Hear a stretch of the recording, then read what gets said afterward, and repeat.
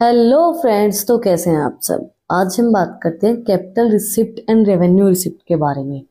हमारी जो पिछली वीडियो थी उसके अंदर हमने बात की थी death, insolvency and exclusions of partners. अगर आपने वो वीडियो नहीं देखी है तो उसका जो लिंक है वो डिस्क्रिप्शन के अंदर है, आप लोग जाके चेक कर सकते हैं।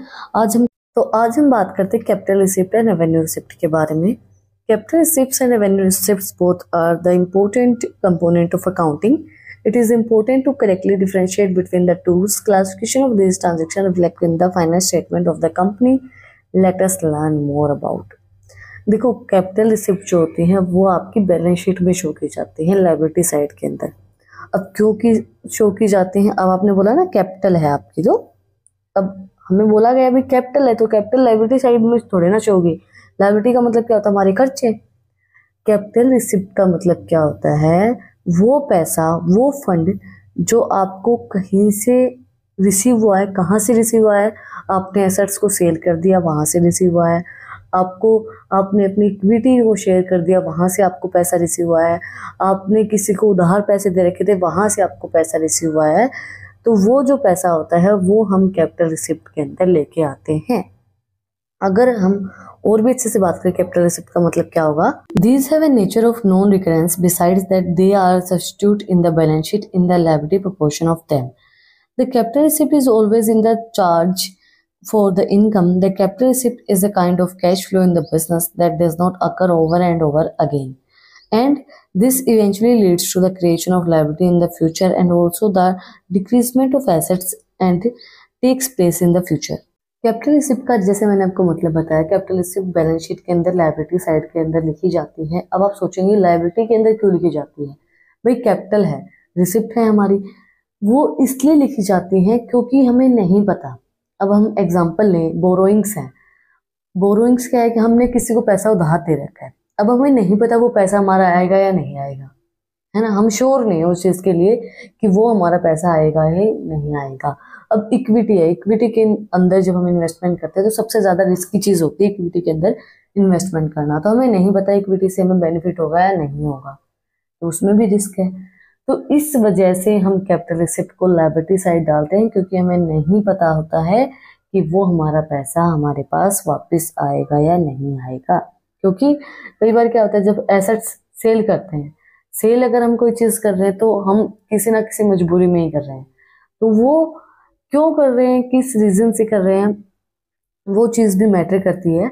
बट वो रीजन मैटर करता है, लेकिन हम रिसिप्ट के अंदर, जब हमारी कैपिटल रिसिप्ट उसके अंदर तो हमारा खर्चा ही हो गया ना, हमने एसेट सेल कर दिया अपनी, तो वो कैपिटल रिसिप्ट के अंदर इंक्लूड की जाती हैं। Although all of the capital receipts are free from the taxations unless there is a provision to tax it. Various types of gifts and loans are the type of capital receipt that do not attract tax and are tax free. So in addition to non-recurring, capital receipts are those non-recurring receipts which either become a load and responsibilities or cause and void declaration in the assets and the government or the organization and business. हमने एक point को miss किया कि capital receipt daily basis पे नहीं होती है। इसका मतलब क्या होगा कि बोरोइंग्स है, उधार आपके पास डेली थोड़ी ना आती है। इक्विटी है, आपके पास डेली नहीं आएगी, जब प्रॉफिट होगा तभी आएगी। अब इन्होंने बोला है कि टैक्स जो है वो गिफ्ट्स के ऊपर नहीं लगता है। अब आपका बर्थडे है, बर्थडे साल में एक बार आता है, वो गिफ्ट्स आपके पास आएंगे नहीं आएंगे वो अलग बात है। जब वो गिफ्ट्स अगर आपके पास आते हैं तो उनके ऊपर आप टैक्स नहीं लगा सकते हैं, क्योंकि आपकी वो कोई इनकम नहीं है, आपके पास वो चीजें डेली बेसिस पे नहीं आती हैं। अब जैसे कि अगर हम बात करें अंबानी की भी शादी हुई है उनकी बेटे की, तो उनके पास जो भी गिफ्ट आए हैं, गाड़ी, कार, बंगला, मतलब कुछ भी जो भी गिफ्ट आया है उसके ऊपर उनको टैक्स पे करने की जरूरत नहीं है, क्योंकि शादी एक ही बार होती है, बार बार नहीं होती है।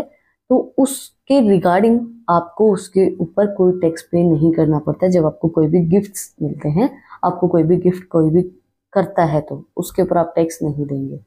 उसी तरीके से कैपिटल रिसिप्ट के ऊपर भी टैक्स नहीं होता है अगर वो प्रोविजन के अंदर नहीं आती है, तो अगर उसकी पेमेंट नहीं होगी है तो, क्योंकि आपके पास वो डेली बेसिस पे नहीं आती, आपकी वो कोई इनकम नहीं है, आएगी या नहीं आएगी वो भी आपको पता नहीं होता है। The following sources are generated of the capital receipt देखो additional capital and maintain asset introduce by the owners of the process. Owner ने एडिशनल कैपिटल को इंट्रोड्यूस किया, मतलब जितने पैसे उसने लगा रखे उससे ज्यादा पैसे वो और पैसे लगा रहा है, तो वो चीजें भी कैपिटल रिसिप्ट के अंदर आती है, क्योंकि ओनर बार बार पैसे नहीं लगाएगा। एसेट्स जो है ओनर लेके आया, परचेज करके लाया, तो वो भी आपकी कैपिटल रिसिप्ट के अंदर आती है। डिवेंचर या फिर डेट इंस्ट्रूमेंट जो वो इशू किए गए हैं, तो वो भी आपके कैपिटल रिसिप्ट के अंदर आएंगे। लोन लिया आपने बैंक से, फाइनेंशियल इंस्टीट्यूट से, तो वो भी आपका कैपिटल रिसिप्ट के अंदर आएगा, क्योंकि लोन भी आप बार बार नहीं लेते हैं। वेरियस इंश्योरेंस क्लेम्स, अगर इंश्योरेंस क्लेम है वो भी आपको बार बार नहीं मिलेगा, तो वो भी आपका कैपिटल रिसिप्ट के अंदर आएगा। अगर आपने इशू किए हैं शेयर्स, तो वो भी आप बार बार नहीं कर सकते हैं, तो वो भी आपके कैपिटल रिसिप्ट के अंदर इंक्लूड किए जाएंगे। So basically capital receipts are those that are derivation of the not so normal operation of a business. Beside that, the effect of capital is reflected in the balance sheet. These receipts are not at all part of normal operations of a government business. For example, a sale of fixed asset etc. आप fixed assets को बार बार cell नहीं करेंगे, या फिर आप fixed assets को cell कर रहे हैं तो किसी ना किसी रीजन के अकॉर्डिंग ही सेल करेंगे, तो वो एक ही बार सेल होती है।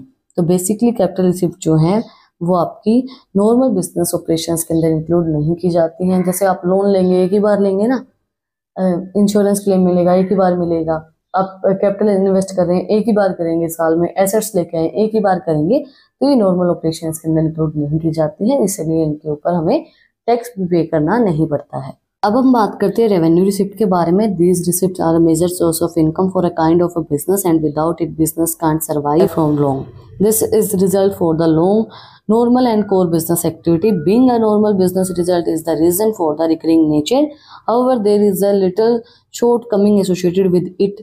The benefit of revenue receipts are enjoyable only the current account year and not possible after that. Revenue receipt का मतलब क्या होगा? ये सबसे मेजर सोर्स होता है इनकम का। रेवेन्यू का मतलब क्या होता है? आपने कोई चीज सेल की, वहां से आपके पास पैसा आ रहा है, और सेल जो होती है बिजनेस के अंदर वो डेली बेसिस पे चलती रहती है। अगर वो चीज़ नहीं होगी तो आपका बिजनेस आप नहीं चला सकते हैं।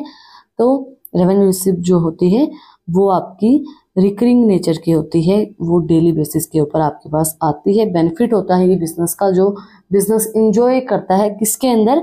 करंट अकाउंटिंग ईयर के अंदर, क्योंकि जो भी चल रहा है, सेल हो रही है, आ जा रही है, वो करंट में ही होगी। अगर अगले साल आपके पास सेल नहीं हो रही तो आप उसको एंजॉय थोड़ी ना कर सकते हो। रेवेन्यू रिसिप्ट को आप उसी चीज को एंजॉय करेंगे जो आपकी भी हो रही है। तो करंट ईयर के अंदर ही हमारे रेवेन्यू रिसिप्ट को इंक्लूड किया जाता है। The income receipt from the daily and periodic activity of business including the operation that include the cash into the business, like जैसे मैंने आपको बताया, जो डेली बेसिस पे आपके पास पीरियोडिक एक्टिविटी होती है बिजनेस के अंदर। The sale of any kind of inventory, आपने इन्वेंट्री सेल की है। Income from service renders, income हुई आपके सर्विस रेंडर के थ्रू, जैसे जहाँ पे आप अपनी चीज़ों को सेल कर रहे हैं वहाँ से आपको इनकम हुई है। Different type of discount receive from the supplier, supplier से आपको डिस्काउंट रिसीव हुए हैं, sale of scrap, interest receive हुआ है, रेंट रिसीव हुआ है, तो वो सब चीज़ें आपकी रेवेन्यू रिसिप्ट के अंदर इंक्लूड की जाती हैं। अब आप बात कहेंगे कि रेंट रिसीव हुआ है तो वो किस तरीके से होगा? रेंट आपको हर महीने रिसीव होगा, हर एक महीने में आपको रिसीव होगा, 12 महीने में 12 महीने आपको रेंट रिसीव होगा, तो वो आपकी इनकम है। ये नहीं है कि आपको वो कभी कभी रिसीव होता है।